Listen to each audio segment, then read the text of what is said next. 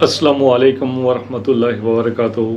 جہانگیر مغل آج اپنے programme book reading کے سلسلہ کی کتاب مطالعہ سیرت صلی اللہ علیہ وسلم 21ویں صدی میں کی تیسری قسط کے ساتھ حاضر ہوں۔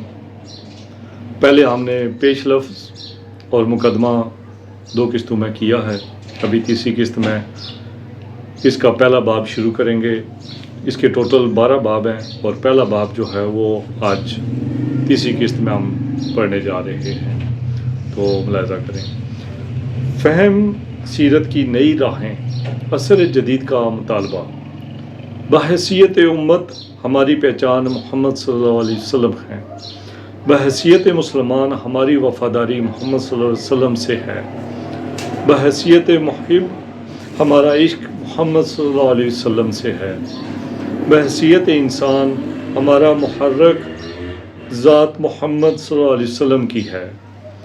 ہمارے کردار کی پختگی اور نمو کے یہ بنیادی عناصر ہیں، مگر عصر جدید کا انسان ہمارے اس نصب العین سے ناواقف ہے۔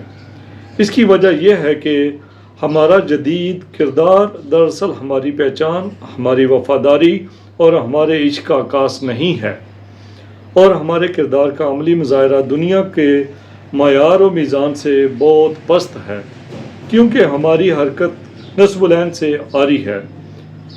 امتی کہلانے والے موجودہ قومیتی گروہ دنیا کے معیار و میزان کی روشنی میں بے سمت و بے نتیجہ زندگی گزار رہے ہیں۔ مسلمان جو کہلاتے ہیں، بدقسمتی سے اکثریت ایسی ہے کہ انہیں یہ معلوم نہیں کہ اسلام کیا ہے۔ عقائد و عبادات کو اسلام سمجھ لیا گیا ہے اور معاملات کو کردار سے الگ کر لیا گیا ہے۔ ایسی صورت میں نہ عقائد و عبادات سے کوئی نتیجہ آ رہا ہے اور نہ معاملات سے۔ ہمارے عقیدے کی راہ گزر محمد صلی اللہ علیہ وسلم ہے، اسے ایمانیات کہتے ہیں۔ ہماری عبادات کی راہ گزر محمد صلی اللہ علیہ وسلم ہے، اسے ارکانیات کہتے ہیں۔ ہمارے معاملات کی راہ گزر محمد صلی اللہ علیہ وسلم ہے، اسے عبادات کہتے ہیں۔ عقیدہ و عبادت انسان کی باطنی و داخلی تربیت کا بندوبست ہے۔ داخلی تربیت اور باطنی طاقت معاملات کو حل کرنے کی قوت، نظر و سلیقہ عطا کرتے ہیں۔ مسلمان کے معاملات بے ہنگم و بے نتیجہ ہیں، جس سے ظاہر ہوتا ہے کہ ان کی داخلی و باطنی تربیت میں کہیں فقدان ہے۔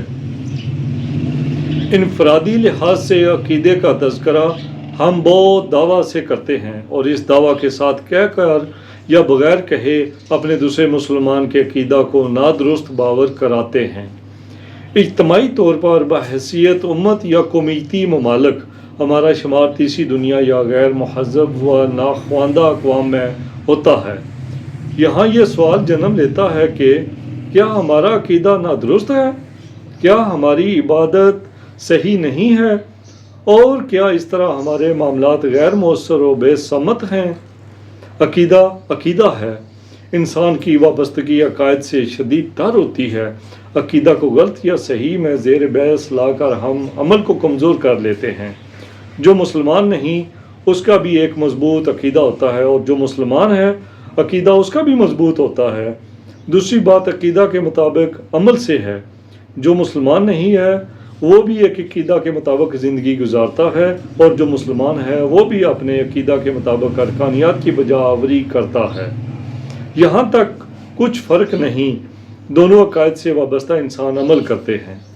فرق جو نمایاں ہوتا ہے وہ نتیجہ کا ہے، وہ یہ ہے کہ معاملات زندگی میں آپ انفرادی و اجتماعی اور قومی و بین الاقوامی طور پر کتنے مثبت ہیں اور کتنے منفی ہیں۔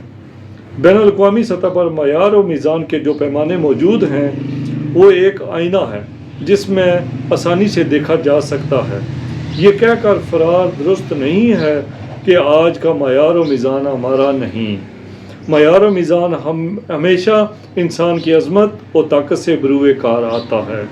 تیسری دنیا پستی کا معیار ہے جسے ختم کرنا ہے۔ معاملات کو عمومی طور پر 3 میدانوں میں زیر بحث لایا جا سکتا ہے: سیاسی میدان، معاشی میدان، معاشرتی میدان۔ تفصیل میں جائے بغیر یہ کہا جا سکتا ہے کہ مسلمان کہلانے والے تینوں میدانوں میں بری طرح پٹ رہے ہیں۔ بین الاقوامی معیار انسان دوستی اور انسان دشمنی کا ہے، جبکہ مسلم دنیا میں صورتحال یہ ہے کہ ہمارا سیاسی رویہ انسان دوستی کے بجائے انسان دشمنی پر ہے، کہ ہمارا معاشی طرز عمل انسان کش عمل سے دوچار ہے، کہ ہمارا معاشرتی ڈھانچہ تعلیم، صحت اور انصاف میں انسان دشمن پالیسیوں پر استوار ہے۔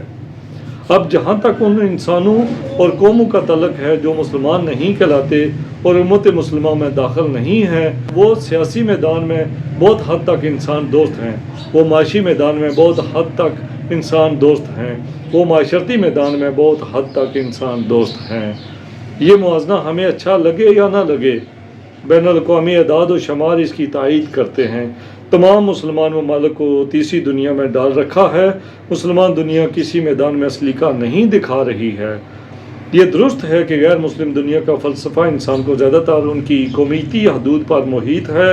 بہرحال ان حدود کے اندر انسان دوستی نے بہت سی غیر مسلم اقوام کو نمایاں کر رکھا ہے، جبکہ بحیثیت مسلمان ہماری وفاداری بے وفائی میں بدل چکی ہے، بحیثیت محب ہمارا عشق بے مروتی میں بدل چکا ہے، بحیثیت انسان ہم اپنا محرک و نصب العین کھو چکے ہیں۔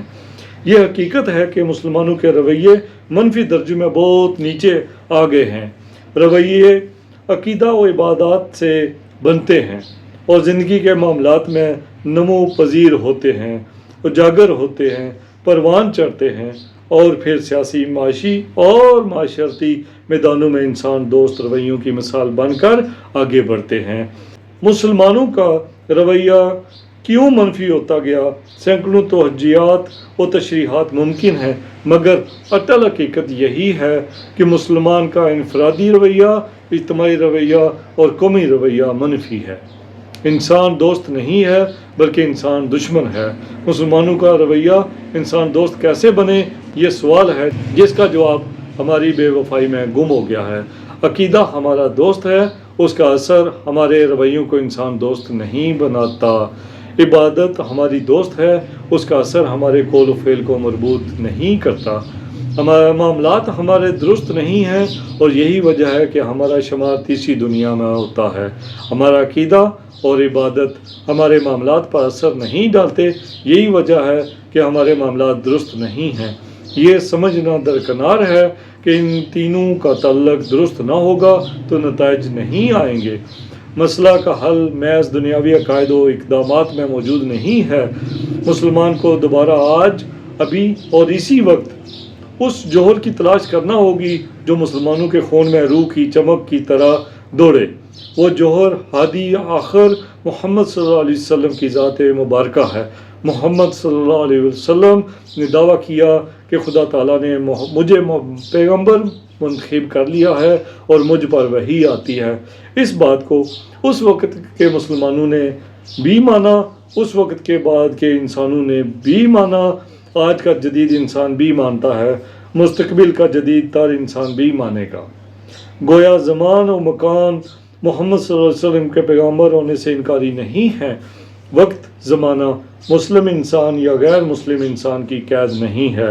دوسری طرف مسلمانوں کا اثاثہ آپ صلی اللہ علیہ وسلم کا فرمان اور اسوہ حسنہ ہے۔ عقیدہ خدا، عقیدہ رسالت، عقیدہ آخرت اور دوسرے عقائد محض اس لیے مسلمانوں کے عقیدہ کا حصہ بنے کہ آپ صلی اللہ علیہ وسلم نے بتایا۔ قرآن تب ہی قرآن بنا جب آپ صلی اللہ علیہ وسلم نے فرمایا کہ یہ قرآن وحی و کلام الہی ہے۔ یاد رہے، یہ قرآن اللہ تعالیٰ براہ راست ہر سینے میں اتار سکنے پر قدرت رکھتا ہے، ہر گھر میں آج کی طرح بلکہ اس سے بھی خوبصورت اشاعت کے ساتھ پہنچا سکنے پر قادر ہے، مگر خدائی نظام و منشا پیغمبرانہ انتظام اور وحی کے ذریعے عمل پر کاربند ہوا۔ گویا خدا اور انسانوں کے درمیان پیغمبرانہ نظام کی اہمیت کلیدی ہے، اور محمد صلی اللہ علیہ وسلم وہ نبوت کے نظام کے آخری نبی چن کر باری تعالیٰ نے ایسا مرکز ہدایت قرار دے دیا ہے جو بعد از نبوت اور بعد از وصال بھی انسانوں کی رہنمائی کا بندوبست کرتا رہے گا۔ مسلمانوں کا فہم سیرت صلی اللہ علیہ وسلم محض عرب مسلمانوں کے اس وقت کے حالات کے پس منظر میں ایک روایت کے طور پر لیا جا رہا ہے۔ تبدیلیاں جو عصر جدید میں آئی ہیں، ہمارا مسئلہ ان تبدیلیوں کے پس منظر میں سیرت صلی اللہ علیہ وسلم کا مطالعہ ہے۔ تبدیلیاں جو عصر جدید میں ہمارے سامنے ہیں، یہ آپ صلی اللہ علیہ وسلم سے بغاوت کے زمرے میں نہیں آئیں۔ انسان کے آگے بڑھنے اور باقی رہنے کا سہارا بندوبست آخری نبوت میں پنہا ہے، جو ہر محمد صلی اللہ علیہ وسلم وقت، علاقہ اور قوموں کے اعتبار سے عیاں ہوتا آیا ہے اور ہوتا رہے گا۔ ہمارے سامنے عربوں کا وہ ابتدائی معاشرہ نہیں ہے جہاں آپ صلی اللہ علیہ وسلم کا ظہور ہوا اور اس ابتدائی معاشرے کو ایک مثال و بنیاد بنا دیا گیا۔ ہمارے سامنے عصر جدید کا سائنسی و فلسفیانہ معاشرہ ہے۔ مجھے اس سے اتفاق نہیں ہے کہ موجودہ سائنسی و فلسفیانہ معاشرے کی تشکیل میں اسلامی فکر و عمل کا دخل نہیں ہے۔ علم کا ایک ارتقاء ہے جو قوموں، معاشروں اور مذہبوں کے تال میل سے ظہور میں آتا ہے۔ البتہ عصر جدید کے جدید معاشروں کی باغ دوڑ یا کمان سائنسی اور فلسفیانہ استدلال کے ہاتھوں میں ہے۔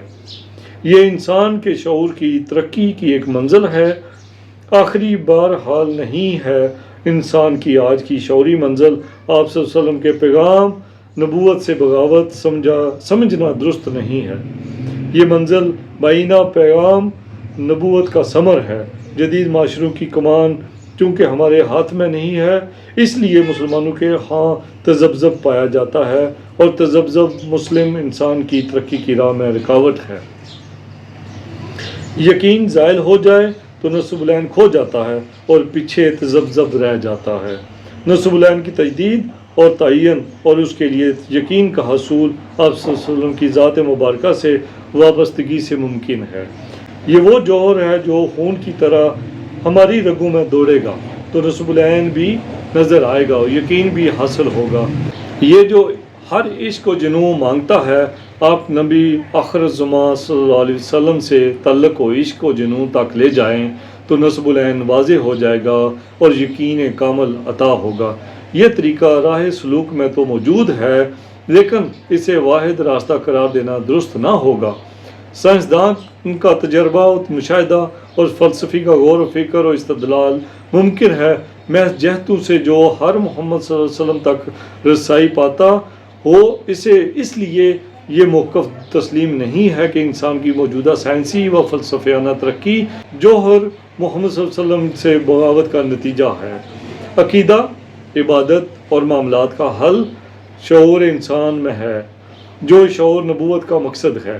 انسان آگے بڑھتا ہے، اس کی حرکت ہر دم آگے کی جانب ہے۔ وہ غلطی کرتا ہے، مزید آگے بڑھ کر غلطی کا احساس کرتا ہے، اسے خود درست کرتا ہے اور مزید آگے بڑھا جاتا ہے۔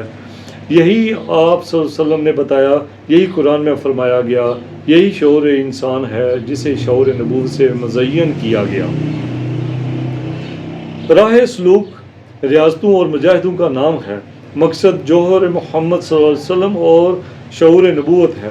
سائنس تجربات و مشاہدات کی مشقتوں کا نام ہے، مقصد شعور انسان کو ترقی عطا کرتا ہے۔ فلسفہ غور و فکر کی بٹھیوں اور استدلال کی پگڈنڈیوں سے گزرنے کا نام ہے، مقصد محض اور محض شعور انسان کو بلند سے بلند تر لے جاتا ہے۔ گویا ہم جب سیرت پاک صلی اللہ علیہ وسلم کا مطالعہ عصر حاضر میں کریں تو ہمارے سامنے موجودہ معاشرہ ہونا چاہیے۔ ہمیں اپنے کردار کو اس معاشرے میں رہنے کے لیے بنانا ہوگا اور جوہر محمد صلی اللہ علیہ وسلم سے اسی معاشرے میں رہنے اور اسے مزید بہتر بنانے کے لیے استفادہ کرنا ہوگا۔ مطالعہ سیرت صلی اللہ علیہ وسلم کی یہ تازہ جہد ہے، ہمارے ہر عمل کی نصب العینی اور یقینی جہد کا گزر آپ صلی اللہ علیہ وسلم کی ذات مبارکہ کو بنانا ہوگا۔ جوہر محمد صلی اللہ علیہ وسلم شعور نبوت ہے۔ شعور نبوت کا آغاز اولین انسان اور اولین نبی سے شروع ہوا۔ شعور نبوت نبی کو حاصل ہوتا ہے اور اس کی راہ گزر انسان ہے۔ انسان کی راہ گزر اور شعور ہے۔ شعور نبوت آگے بڑھتا ہے۔ مقصد نبوت اور مقصد شعور نبوت محض اور محض حضرت انسان کو اس مقام شعور تک لے جانے کے لیے اور رہنمائی کرنا ہے جہاں انسان راز ہستی کو پایا لے یا راز ہستی منکشف ہو جائے۔ نبوت کا اختتام آپ صلی اللہ علیہ وسلم پر ہوا اور شعور نبوت ایک اعلیٰ منزل پر آ گیا۔ اس شعور نبوت کے مقصد کو انسان کی راہ گزر سے ارتقاء کی سینکڑوں منزل سے گزرنا پڑا اور تازہ صورتحال یہ پیدا ہوئی کہ نبوت آپ صلی اللہ علیہ وسلم پر ختم ہو گئی، مقصد نبوت ختم نہیں ہوا۔ شعور نبوت اب نبوت کے بغیر آگے بڑھتا رہے گا۔ انسان ہی اب واحد شعور نبوت کی راہ گزر ہے، انسان ہی اب مقاصد نبوت کے حصول کا واحد نمائندہ ہے۔ آج تیسری قسط یہاں پر مکمل ہوئی، باقی چوتھی قسط میں انشاءاللہ، اور جس نے میرا چینل ابھی تک سبسکرائب نہیں کیا وہ سبسکرائب کر دے اور بیل آئیکن بھی دبا دے تاکہ آپ کو میری بلا تاخیر اگلی ویڈیوز ملتی رہیں۔ مع السلامہ۔